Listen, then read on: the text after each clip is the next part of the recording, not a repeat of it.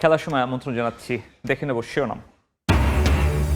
প্রস্তুতি ম্যাচের অভাবে জিম্বাবুয়ে সফরে ভরাডুবির কারণ, দাবি আশরাফুলের অস্ট্রেলিয়ায় ঘুরে দাঁড়ানোর আশা, দায়িত্ব হারানোর প্রশ্নে সদুত্তর নেই কোচের। প্র্যাকটিস ম্যাচ খেলার যে এক্সপিরিয়েন্সটা ওইটা কিন্তু ছিল না। ওইটা হলে হয়তোবা মূল ম্যাচগুলোর রেজাল্ট আমাদের পরই থাকতো। নতুন করে স্পোর্টসে ফুটবল কাবাডির পর ক্রিকেটেও জয় জয়কার রংপুর বিভাগের। বিশ্বমঞ্চে আলো ছড়াতে চান নড়াইলের কিশোরী সিথি, কাল শুরু ব্যাডমিন্টন। বিশ্বকাপ খেলতে দীর্ঘমেয়াদী পরিকল্পনায় বাংলাদেশ, গুরুত্ব পাচ্ছে বয়সভিত্তিক ফুটবল। ৬৪ দলের সুবিধা নয়, নিজেদের যোগ্যতা প্রমাণ করতে চায় বাফুফে। আমাদের ইউথ টিমের জন্য full coach, assistant coach, goalkeeper coach, physio all dedicated হয়ে গেছে। এবং ফিফা বঞ্চিত করলেও মেসিকে সেরা ফুটবলার ঘোষণা আন্তর্জাতিক ফুটবল ইতিহাস ও পরিসংখ্যান সংস্থার। আবেগ নয়, পারফরমেন্স মূল্যায়ন করেই এমন সিদ্ধান্ত।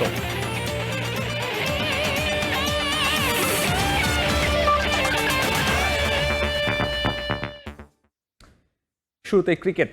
প্রস্তুতি ম্যাচের অভাবে ভরাডুবি হয়েছে জিম্বাবুয়ে সফরে। দেশে ফিরে হারের ব্যাখ্যায় বাংলাদেশের batting coach Mohammad Ashraful. Australia সিরিজে প্রস্তুতি ম্যাচ থাকায় ভালো করতে আত্মবিশ্বাসী, তবে জাতীয় দলের দায়িত্ব থেকে তাকে সরিয়ে দেওয়ার গুঞ্জনে কোনো উত্তর দেননি সাবেক টাইগার অধিনায়ক। বিশ্বকাপের ডামাডোলে বড় বাঁচা বেঁচে গেল টাইগাররা, না হলে জিম্বাবুয়ে সিরিজে তাদের হতশ্রী পারফরমেন্স সমালোচনার শুলিতে চড়াতো গোটা দলকে।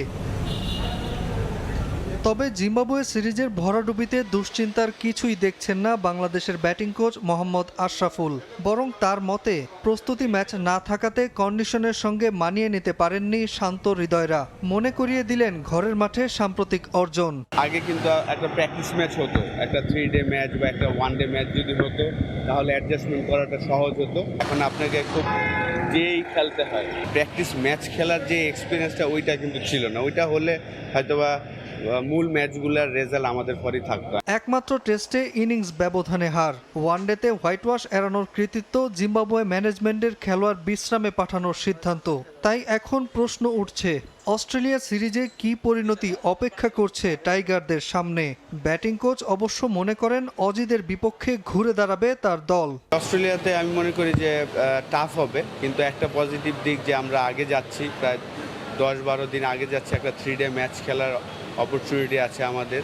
তো আমি আশা করব আমাদের সবাই যদি সুস্থ থাকে অবশ্যই টেস্ট 2টা ম্যাচই আমরা ভালো করার চেষ্টা করব। আমিনুল ইসলাম বুলবুলের সময়ে টাইগারদের দায়িত্ব পাওয়া অ্যাশের জাতীয় দলের ভবিষ্যৎ নিয়েও প্রশ্ন উঠছে। তীব্র গুঞ্জন, অব্যাহতি দেয়া হচ্ছে সাবেক টাইগার অধিনায়ককে। বিমানবন্দরে এ নিয়ে প্রশ্ন করা হয় অ্যাশকে, তবে এ নিয়ে জানাননি কোনো প্রতিক্রিয়া। এগুলা তো আমার রিয়াকশনের কিছুই নেই, কারণ আলহামদুলিল্লাহ লাস্ট 7 মাস ধরে আমি বলবো যে আমাদের ব্যাটাররা খুবই ভালো করছেন। একটা সিরিজ খারাপ হতেই পারে, একটা টেস্ট ম্যাচ খারাপ হয়েছে, এর আগের 4টা টেস্ট ম্যাচে কিন্তু অসাধারণ খেলেছেন আমাদের ব্যাটসম্যানরা। তো আমি চেষ্টা করছি আমার জায়গায় আমার বেস্টটা দেওয়ার জন্য। অস্ট্রেলিয়া সিরিজ সামনে রেখে বেশ আগে ভাগে রওনা দেবে টিম বাংলাদেশ। খেলবে 3টি প্রস্তুতি ম্যাচ। সফরের ম্যাচ 2টি টেস্ট চ্যাম্পিয়নশিপের অন্তর্ভুক্ত হওয়ায় বেশ গুরুত্ব দিচ্ছে অজিরা। ঐতিহাসিক সিরিজকে সামনে রেখে ঘোষণা করেছে 13 সদস্যের শক্তিশালী দল। নাহিদ রানার ইনজুরি কপাল পোড়াতে পারে টাইগারদের। লঙ্কা প্রিমিয়ার লিগে না গিয়ে এই সিরিজ খেলার জন্য প্রস্তুত হচ্ছেন তাসকিন আহমেদ। খুব শীঘ্রই ঘোষণা হবে টাইগার স্কোয়াড। আগস্টের 13 তারিখে প্রথম টেস্ট। নাজমুল হাসান পুলক, সময় সংবাদ। ৬৪ দল নিয়ে ২০৩০ বিশ্বকাপ আয়োজনের পরিকল্পনা করছে ফিফা। তবে বাড়তি দলের সুবিধা নিয়ে নয়, বরং এশিয়ান কোটায় যোগ্যতা প্রমাণ করে এই বিশ্বকাপে খেলবে লাল সবুজ, জানিয়েছেন বাফুফের সভাপতি তাবিত আওয়াল। যুদ্ধ বিধ্বস্ত দেশ ইরাক বিশ্বকাপ ফুটবল খেলতে পারলে সুযোগ সুবিধায় এগিয়ে থাকা বাংলাদেশও সে লক্ষ্য অর্জনে সক্ষম হবে, এমনটাই মনে করেন তিনি। এজন্য বয়সভিত্তিক ফুটবলে গুরুত্ব বাড়িয়েছে ফেডারেশন। প্রথমবারের মতো বয়সভিত্তিক দলগুলোর জন্য আলাদা কোচিং প্যানেলের পথে হাঁটছে বাফুফে। 3 দেশে 48 দলের অংশগ্রহণে শেষ হয়েছে the greatest show on earth বিশ্বকাপ ফুটবল। তবে বিশ্বকাপের রেশ কাটতে না কাটতেই আলোচনায় 2030 বিশ্বকাপ। দ্য গ্রেটেস্ট শো অন আর্থের শতবর্ষ উপলক্ষে বিশেষ এই আসরে দল সংখ্যা 64-তে বাড়ানোর পরিকল্পনা করছে ফিফা। এরই মধ্যে সেখানে সায় দিয়েছে কনমেবলও। 2030 বিশ্বকাপের 3 আয়োজক পর্তুগাল, স্পেন ও আফ্রিকার দেশ মরক্কো। এছাড়াও শতবর্ষ উপলক্ষে 3টি ম্যাচ হবে আর্জেন্টিনা, উরুগুয়ে ও প্যারাগুয়েতে।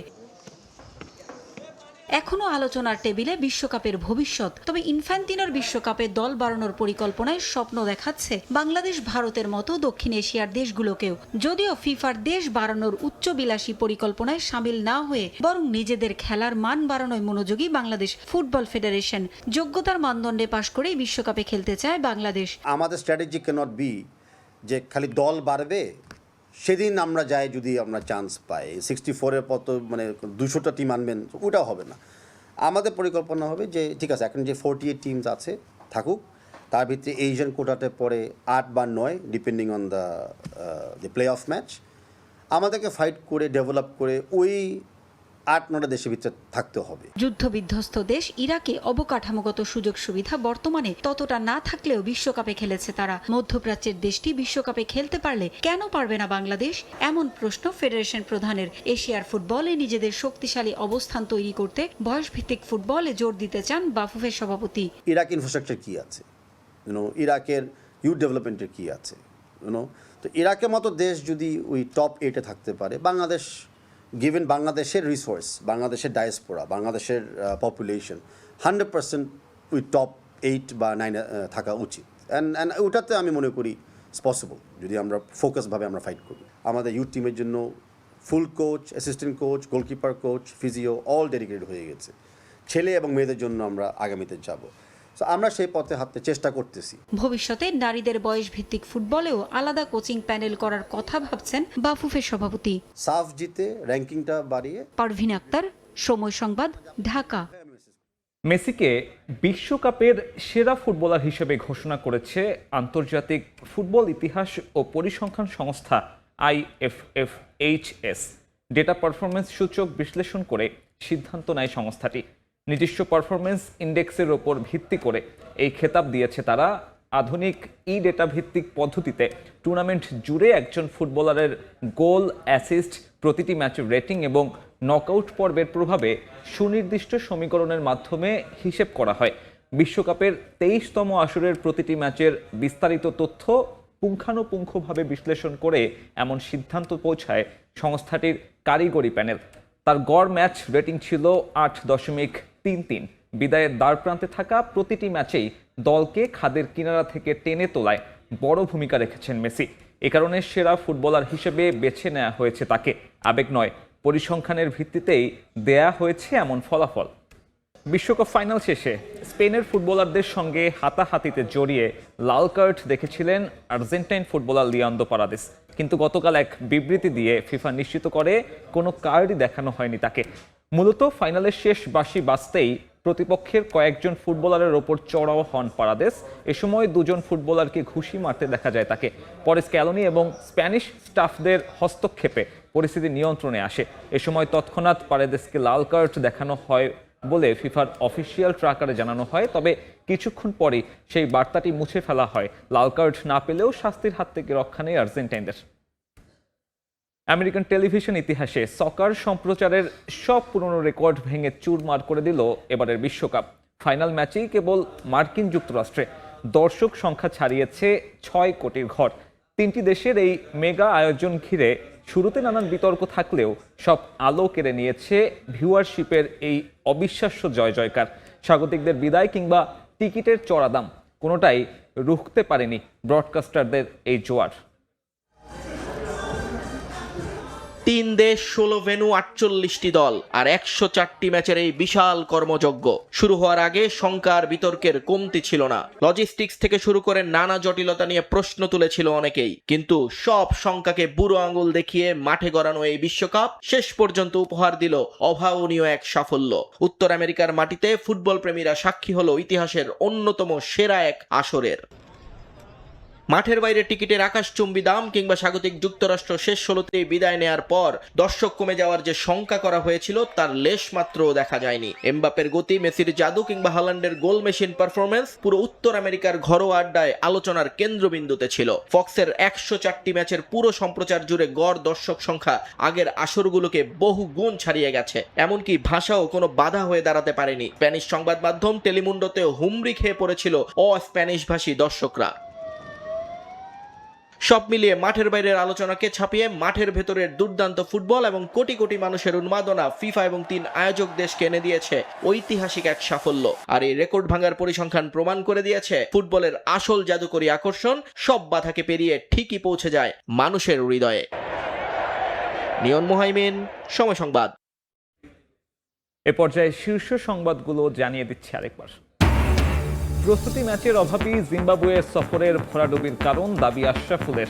অস্ট্রেলিয়ায় ঘুরে দাঁড়ানোর আশা, দায়িত্ব হারানোর প্রশ্নে সদুত্তর নেই ব্যাটিং কোচের। নতুন করে স্পোর্টসে ফুটবল, কাবাডির পর ক্রিকেটেও জয় জয়কার রংপুর বিভাগের। বিশ্ব মঞ্চে আলো ছড়াতে চান নড়াইলের কিশোরী সিথি। কাল শুরু ব্যাডমিন্টন। এবং বিশ্বকাপ খেলতে দীর্ঘমেয়াদী পরিকল্পনায় বাংলাদেশ। গুরুত্ব পাচ্ছে বয়সভিত্তিক ফুটবল। 64 দলের সুবিধা নয়, নিজের যোগ্যতা প্রমাণ করতে চায় বাফুফে।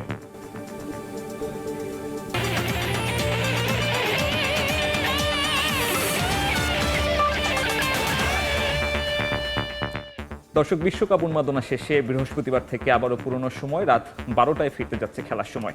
এরপর রাতের সময় নিয়ে সঙ্গে থাকবেন সহকর্মী গোলাম রাব্বি। সাব্বির, অনেক ধন্যবাদ আপনাকে। রাতের সময় নিয়ে আসছি কিছুক্ষণ পর, সঙ্গেই থাকুন সময়।